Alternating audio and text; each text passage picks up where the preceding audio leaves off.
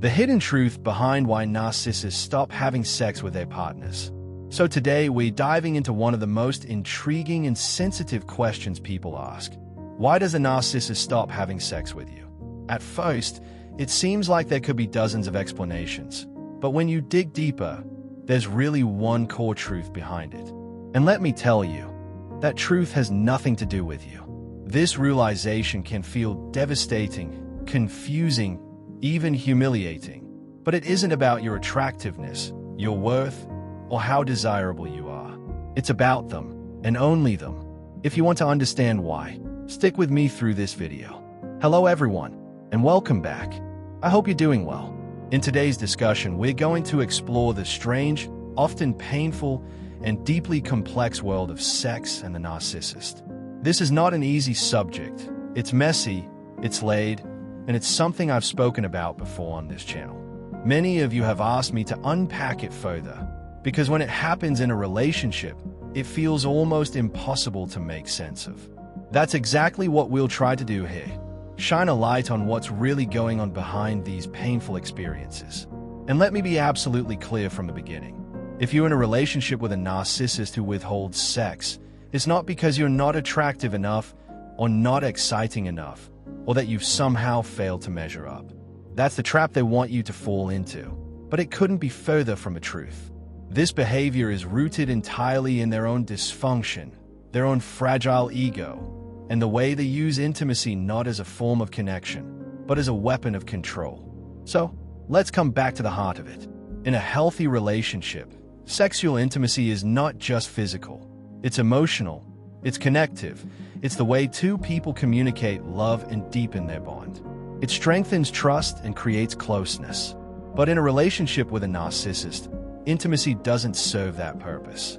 For them, it isn't about sharing or bonding. It's about control, power dynamics, and manipulating the emotional balance in the relationship. And that's where we need to begin our exploration. When intimacy becomes entangled with a narcissist, something that should be tender, joyful, and connecting turns into a cold and calculated game. For them, sex, foreplay, and closeness aren't expressions of love but tools of domination. The dynamic quickly shifts into one of control and power. Because narcissists thrive when they can dictate the terms of the relationship. Things must unfold according to their rules. Any variation threatens the fragile structure they've built. And when they can't control you in other ways, one of their most insidious tactics is withholding intimacy altogether. For many partners, this is bewildering and deeply painful. The very idea that someone would deliberately deprive another of physical closeness feels like a betrayal of the most basic human need. But that's exactly the point. Withholding sex isn't about desire, it's about power. By denying you, they keep you unsettled, anxious, and questioning yourself. And when you're overwhelmed with insecurity, you're easier to manipulate because you're no longer thinking clearly. Emotional overload creates the perfect environment for control to take root, and narcissists understand this well. This is why the withdrawal of intimacy becomes a power play. The narcissist sees it as a way of holding all the cards. When you long for closeness and they withhold it, they feel important, even superior. It's as if your desire for them validates their worth. To them, being needed is intoxicating. It reinforces the idea that they hold something essential, something you can't live without. And the more they sense your craving for intimacy, the more powerful they feel by denying it. Another layer of this cruel game lies in the devaluation stage. Once the narcissist has decided you no longer shine quite as brightly in their eyes, they begin to chip away at your sense of self. Withholding sex becomes another weapon in this phase. A punishment, a way of lowering your credibility, of making you feel undesirable.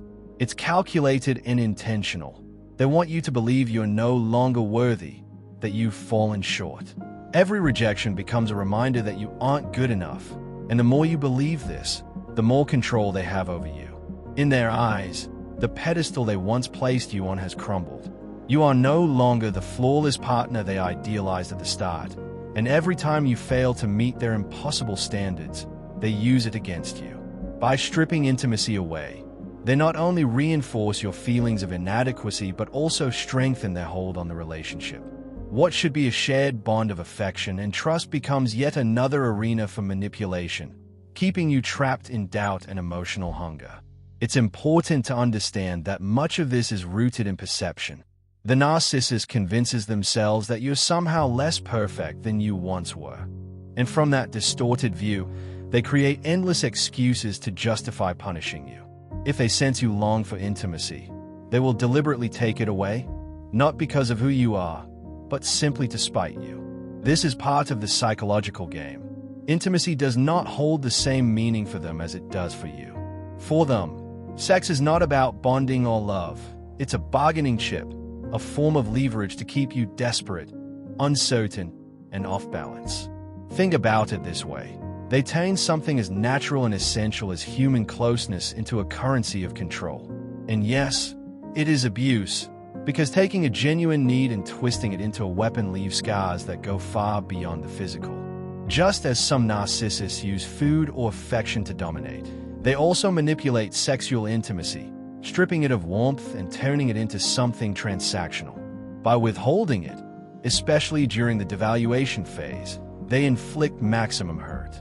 You're left questioning your worth, feeling unwanted and rejected in one of the most painful ways possible. It's not just denial, it feels like betrayal, as though they're silently saying, "I don't want you, you don't matter to me." For many, this lands on old wounds. Childhood experiences of rejection or abandonment may resurface, making the pain of sexual rejection feel unbearable. That is exactly why narcissists use it, because it cuts the deepest. By denying intimacy, they reinforce feelings of being undesirable, unlovable, and unworthy, ensuring you remain trapped in self-doubt. And sometimes, the cruelty goes even further. When a narcissist is withdrawing from you, it may be because they are seeking validation elsewhere. The pursuit of external admiration is a constant drive for them, and if they find someone new to flirt with or to feed their ego, they'll pour their energy into that instead. In those moments, your needs become irrelevant. It doesn't matter to them if you're hurting. What matters is that they feel desired and powerful in someone else's eyes. Harsh as it sounds, they simply chase the next source of validation without a second thought for the damage left behind. Ultimately, it all comes down to this. Narcissists crave validation above all else. They want to feel important, special, and admired. And they will sacrifice relationships, break trust, and inflict emotional wounds without hesitation if it means securing that fleeting rush of self-importance. To them, the cost doesn't matter. What matters is feeding the ego, even if it means leaving you starved for love and intimacy. A narcissist may suddenly pull away from intimacy, even though under normal circumstances they wouldn't, because sex often provides them with validation. However, when they've entered a devaluation phase, when you've done something that displeases them, or when, in their distorted perception, you no longer appear perfect, they can and often will withhold it. Sometimes they withdraw, then retain, only to take it away again, creating a cycle that leaves you disoriented and longing for their approval. Ultimately, it's not about you but about where they are redirecting their energy and attention. If a new source of admiration appears on the horizon, they may pursue it wholeheartedly, using your deprivation as further punishment. This manipulation twists intimacy into a weapon that makes you feel as though you're inadequate, unworthy, or somehow to blame. Another layer in this toxic dynamic lies in the narcissist's own insecurities. Despite their outward confidence and bravado, many wrestle with performance anxiety or doubts about their attractiveness. When they fear they cannot maintain the illusion of perfection, they may avoid sex entirely. To them, intimacy must serve their ego, not yours. If they sense that the encounter will not boost their self-image or reinforce their superiority, they retreat. They would rather deny you altogether than risk looking flawed, exposed, or incapable. In their mind, withholding is safer than being seen as vulnerable. This is why many survivors describe intimacy with a narcissist as surreal or even robotic. Instead of a genuine exchange of affection, there is a mechanical, hollow quality. No true bonding, no emotional closeness, only a transaction where one person's needs dominate and the others are ignored. Sex becomes detached from connection and transformed into another stage on which the narcissist plays out their games of control. They approach it with no regard for your well-being, treating it as a means to extract validation rather than to share closeness. Over time, this erodes confidence and corrodes self-worth.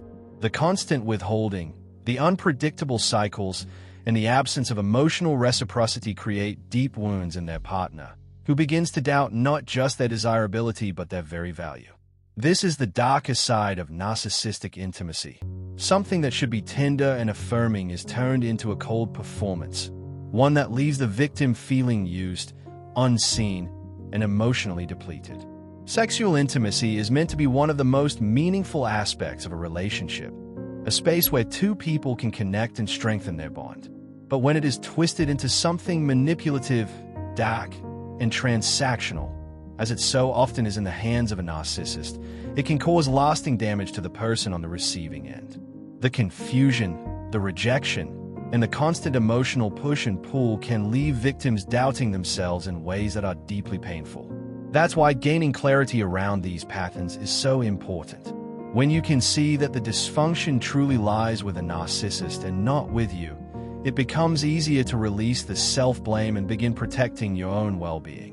If you're in the middle of this kind of manipulation, remember that seeking support is not only valid but essential. You don't have to carry the weight of this alone, and working through these experiences with guidance can help prevent you from internalizing their behavior as though it were your fault. Treat yourself with patience, compassion, and care as you move forward.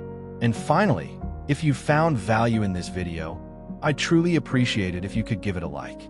If you haven't already, consider subscribing and tapping the notification bell so you don't miss future content, because I'll continue exploring these kinds of topics in depth. I'd also love to hear your thoughts, experiences, or reflections in the comments. It helps build a supportive space for everyone navigating this difficult subject. Thank you so much for being here, for taking the time to listen, and I look forward to connecting with you in the next video. Take care of yourself until then.